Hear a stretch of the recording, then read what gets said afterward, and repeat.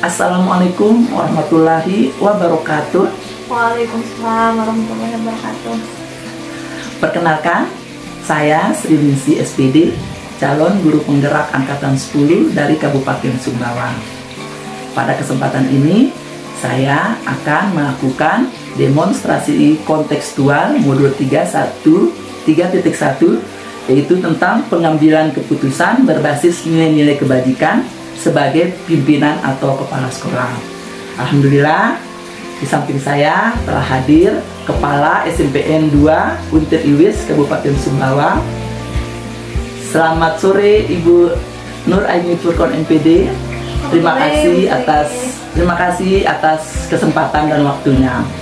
Di sini Bu, ada beberapa pertanyaan yang akan saya ajukan kepada Ibu Nur Aini. Apakah Ibu Nur Aini bersedia? Ya, saya bersedia. Terima kasih. Pertanyaannya, selama ini bagaimana Ibu sebagai kepala sekolah dapat mengidentifikasi kasus-kasus yang merupakan dilema etika atau bujukan moral di sekolah Ibu? Oke. Baik, terima kasih atas kesempatannya yang diberikan pada saya. Alhamdulillah, meskipun saya masih baru ya sebagai kepala sekolah, saya menghadapi beberapa masalah tentunya ya dalam menjalankan peran saya sebagai kepala sekolah. Saya dihadapkan beberapa masalah-masalah, dan dari masalah-masalah yang ada itu saya harus mengkategorikan apakah masalah itu termasuk dilema etika ataukah bujukan moral. Nah, caranya saya harus melihat apakah masalah-masalah yang saya hadapi ini rasa-rasa dilema ya, di antara benar dengan benar atau benar melawan salah gitu. Jadi harus mengkategorikan itu. Jadi ketika saya bimbang gitu ya, bimbang untuk memutuskan antara benar dengan benar, itulah dilema etika. Tapi kalau misalnya benar melawan salah, berarti itu bujukan moral. Gitu. Terima kasih Bu Nur Aini. Selanjutnya, selama ini bagaimana Ibu Nur Aini menjalankan pengambilan keputusan tersebut di sekolah, terutama untuk kasus-kasus di mana ada dua kepentingan yang sama-sama benar atau sama-sama mengandung nilai kebajikan? Oke. Jadi yang dimaksud Bu Sri ini adalah ketika saya menghadapi dilema etika ya, sebenarnya sudah kita pelajari tentang 4 paradigma dilema etika itu. Jadi saya harus melihat dulu apa yang saya hadapi ini, dilema seperti apa.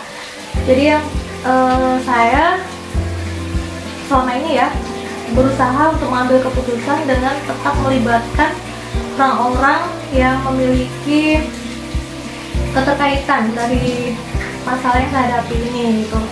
Kayak misalnya saya melibatkan wakil kepala sekolah, saya melibatkan wali murid, ataupun juga saya melibatkan pihak komite gitu. Jadi tergantung dari masalah yang saya hadapi ini dulu.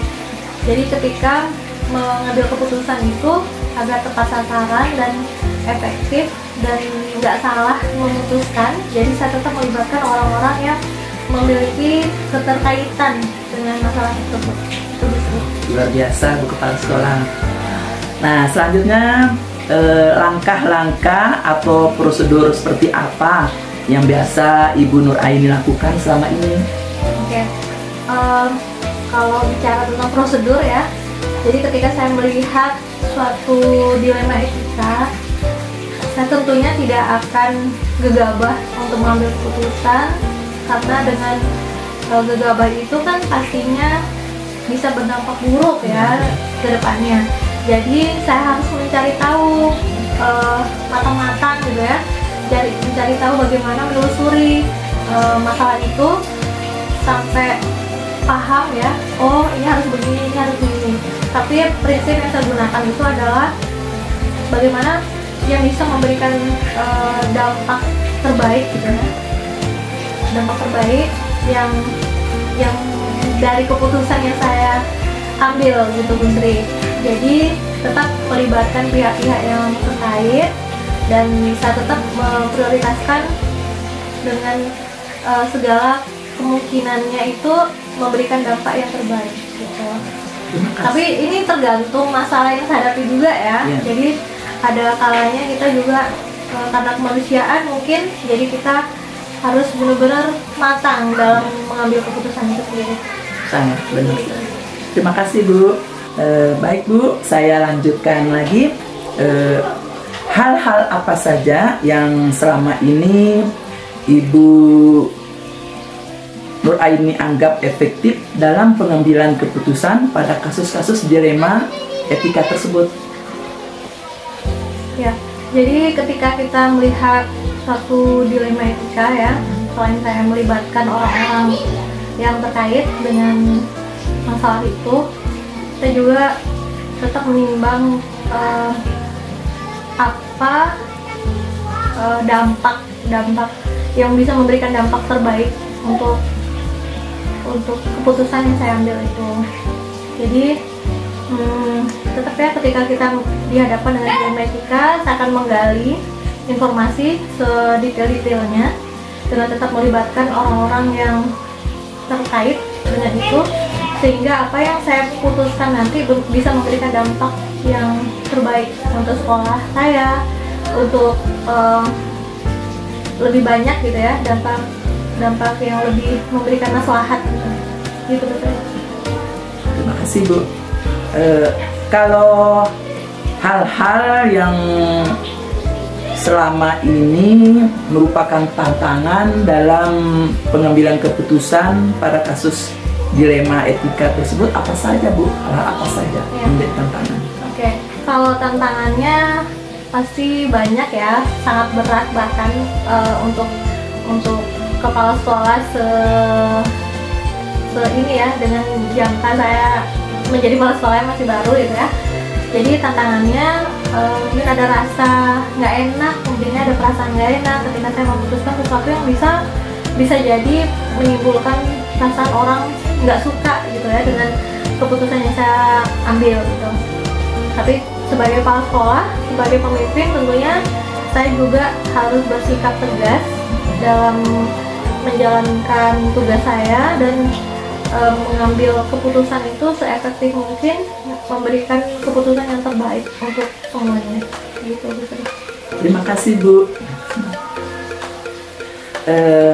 Terus apakah Ibu Nur Aini memiliki sebuah tata kata atau jadwal tertentu, misalnya dalam sebuah penyelesaian kasus dilema etika?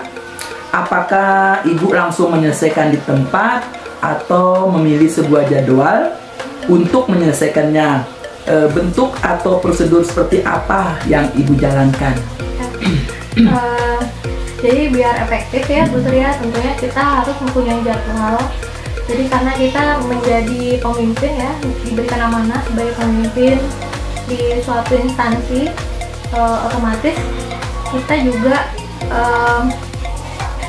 masalah itu kan banyak sekali ya. Tentunya kita dihadapkan masalah-masalah dilema etika yang nggak ada habisnya, mungkin ya bisa dikatakan seperti itu. Jadi saya tetap utamakan untuk tetap berkomunikasi, berkolaborasi dengan orang-orang yang terkait dengan masalah tersebut. Jadi saya tetap membuat jadwal untuk itu. Jadi masalah itu tergantung besar kecilnya masalah. Jadi ada kalanya masalah yang saya hadapi itu bisa langsung selesai di tempat. Saat itu juga ada kalanya butuh waktu sehari, 2 hari, bahkan mungkin seminggu, 2 minggu gitu bisa. Jadi tergantung dari masalah yang dihadapi itu sendiri. Baik Bu, saya lanjutkan lagi. Pertanyaannya, adakah seseorang atau faktor-faktor apa yang selama ini mempermudah Ibu dalam mengambil keputusan dalam kasus-kasus dilema tersebut? Oke. Baik Bu Sri, jadi kepala sekolah itu tentunya kita nggak bisa memutuskan sendiri ya. Tentunya kita juga melibatkan berbagai pihak, tapi tergantung dari masalah yang dihadapi. Jadi selama ini yang sudah saya lakukan, saya tetap melibatkan misalnya wakil kepala sekolah, saya libatkan komite, saya libatkan bapak ibu guru, saya libatkan siswa itu sendiri, bahkan juga wali murid. Jadi tergantung dari masalah yang saya hadapi itu seperti apa. Nah, apabila ada kaitannya dengan pihak dinas, tentunya saya akan berkolaborasi dengan pihak dinas juga. Jadi kembali ya, ketika melihat masalah itu, jadi tergantung dari masalah itu keterkaitannya membutuhkan pihak dari mana saja gitu. Jadi untuk mengambil keputusan yang terbaik, seefektif mungkin, jadi saya tetap melibatkan pihak-pihak yang terkait itu tadi. Ya, baiklah Bu Mbak Raini. Nah, dari semua hal yang telah disampaikan, kira-kira pembelajaran apa ini yang dapat Ibu Nur Aini petik dari pengalaman Ibu mengambil keputusan berbasis dilema tersebut? Ya, baik Bu Sri, untuk soal ini ya, untuk pertanyaan ini, pembelajaran apa saja sih yang sudah saya dapatkan ya dari dilema etika yang sudah saya hadapi? Tentunya kita semua berproses ya, kita semua berproses. Saya yakin dengan masalah yang dihadapkan di kita itu sesuai dengan porsi yang Allah berikan untuk kita ya. Jadi kita belajar untuk menjadi kepala sekolah yang terbaik gitu ya, terbaik versi kita gitu ya. Jadi kita belajar untuk mengambil keputusan seefektif mungkin, yang sebaik mungkin gitu ya, dengan memikirkan dampak-dampak apa sih yang kita rasakan ada ya ketika kita mengambil sebuah keputusan. Jadi jadi pelajaran itu, jadi saya rasa meningkatkan ini kemampuan saya dalam berkolaborasi mungkin ya, berkomunikasi, melibatkan berbagai pihak, itu bukan sesuatu yang mudah bagi saya. Dari situ saya belajar ya, dari pengalaman itu justru akan menjadikan kita kepala yang lebih baik dari hari ke hari. Jadi dari tahun ke tahun insya Allah akan memberikan dampak yang terbaik untuk saya, untuk teman-teman, untuk semua pihak yang juga terkait dengan masalah itu. Alhamdulillah Bu Nur Aini, dengan wawancara ini setidaknya saya mendapat hal yang luar biasa, sangat bermanfaat, khususnya saya sebagai calon guru penggerak angkatan 10.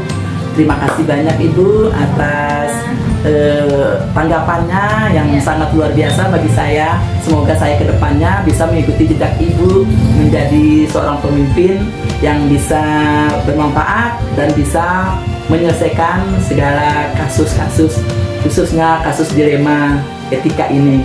Terima kasih Bu atas waktunya. Sama-sama Bu Sri. Ya, terima kasih. Mungkin untuk itu saja yang dapat saya sampaikan. Ya. Lebih kurang saya mohon maaf. Terima kasih. Wassalamualaikum warahmatullahi wabarakatuh. Waalaikumsalam warahmatullahi wabarakatuh.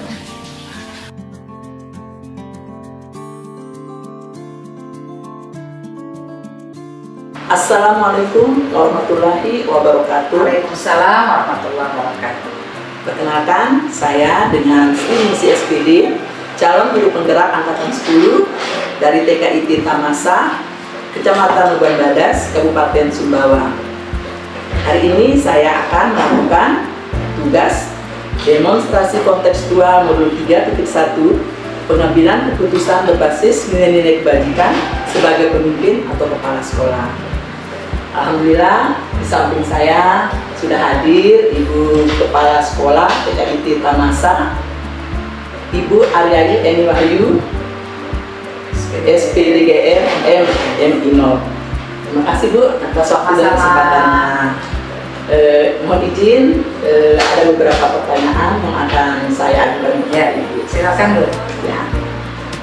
Saya mulai. Selama ini bagaimana Ibu dapat mengidentifikasi kasus-kasus yang merupakan dilema etika atau rujukan moral di lingkungan sekolah Ibu? Ya, saya melihat ada beberapa pihak-pihak yang mengalami benturan-benturan. Ada kepentingan A, ada kepentingan B, sehingga di situ saya akan mengidentifikasi, oh ada masalah nih. Terus selama ini bagaimana Ibu menjalankan pengambilan keputusan di sekolah Ibu, terutama untuk kasus-kasus di mana ada dua kepentingan yang sama-sama benar atau sama-sama mengandung nilai kebajikan? Ya, jika ada dua kepentingan yang sama-sama benar nih Ibu, berarti saya akan melihat nilai kebermanfaatan dari masing-masing pihak itu apa sih? Apakah pihak ini ada kebermanfaatannya atau pihak ini ada, maka saya akan kolaborasi. Biasanya seperti itu. Terus langkah-langkah atau prosedur seperti apa yang biasa Ibu lakukan selama ini? Selama ini sih saya melakukan koordinasi, kemudian komunikasi dengan pihak-pihak yang memiliki kepentingan tersebut. Terus hal-hal apa saja yang selama ini Ibu anggap efektif dalam pengambilan keputusan pada kasus-kasus dilema etika tersebut? Menurut saya hal yang paling efektif itu memang komunikasi. Kenapa? Karena dengan komunikasi, apa sih yang diinginkan oleh pihak-pihak yang menginginkan sesuatu yang baik itu, sehingga saya tahu apa sih yang ingin mereka sampaikan lewat yang mereka inginkan. Terus hal apa saja Bu kira-kira yang menjadi tantangan dalam mengatasi masalah tersebut? Iya, memang kalau masalah tantangan Bu ya, di setiap hal pasti ada tantangan.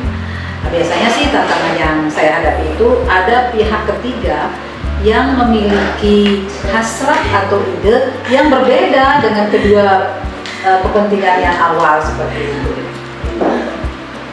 Terus apakah Ibu memiliki sebuah tata cara atau jadwal tertentu dalam sebuah penyelesaian kasus dilema etika?